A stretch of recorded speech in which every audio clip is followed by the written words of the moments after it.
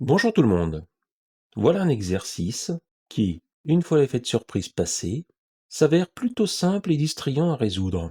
Il va faire appel à une astuce couramment utilisée en algèbre, soit p de x égale x au carré moins x plus 1, et soit alpha une racine de p de p de p de p de x. Trouvez la valeur de p de alpha moins 1, facteur de p de alpha, facteur de p de alpha, facteur de p de p de p de alpha.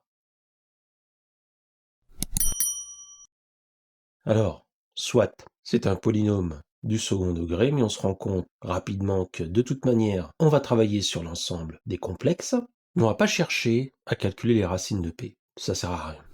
On va dire que pour toute valeur de x complexe, p de x est égal à x au carré moins x plus 1 est équivalent à x facteur de x moins 1 est égal à p de x moins 1. Ainsi, p de alpha moins 1, facteur de p de alpha, facteur de p de alpha, facteur de p de p de alpha, si j'isole ce que je colore en vert ici, p de alpha moins 1, facteur de p de alpha, bien je me rends compte que c'est exactement x facteur de x moins 1 avec x est égal à p de alpha.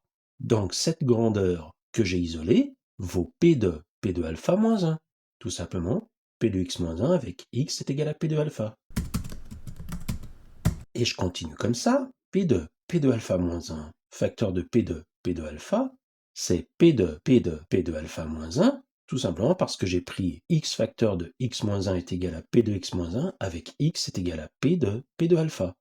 Et si je regarde un peu plus loin, p de alpha moins 1 fois p de alpha, eh bien ça c'est p de alpha moins 1. Toujours la même astuce. Or, p de alpha, d'après l'énoncé, ça vaut 0. Alpha étant une racine de cette composition de polynômes. Conclusion, p de alpha moins 1 facteur de p de alpha facteur de p de alpha est égal à moins 1. Et pour illustrer tout ceci, je vais utiliser Julia avec un package nommé Polynomials. Pour installer le package, je vous invite à regarder la vidéo donnée en description. Donc j'utilise Polynomials et grâce à ce package, je vais créer une variable p à laquelle j'affecte l'image de la liste 1, 1, 1 par la fonction polynomiale.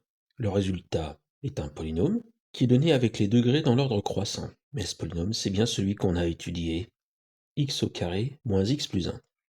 Je vais alors demander à Julia d'affecter à une variable pi la suite de composition p de p de p de p. J'obtiens un polynôme de degré 16, et pour calculer les racines de ce polynôme, je vais utiliser la fonction root, donc roots de pi, que je vais affecter à une nouvelle variable que j'appelle r.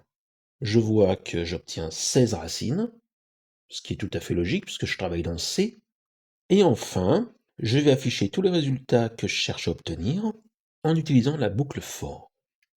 Pour i allant de 1 à 16, c'est-à-dire je vais utiliser toutes les racines, eh bien alpha, qui est le alpha de l'énoncé, je lui affecte r de i, c'est-à-dire la ième racine, et je vais finir par créer une variable s à laquelle j'affecte p de alpha moins 1 fois p de alpha fois p de alpha fois p de alpha, et j'imprime successivement s, distance à moins 1 plus 0i, virgule, abs de s plus 1, qui n'est autre que le module du nombre complexe s moins 1, puis j'imprime une ligne vide, histoire de sauter une ligne pour que ce soit plus clair.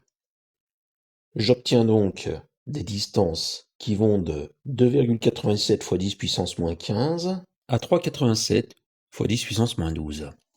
Ce qui confirme ce que j'ai obtenu dans la solution.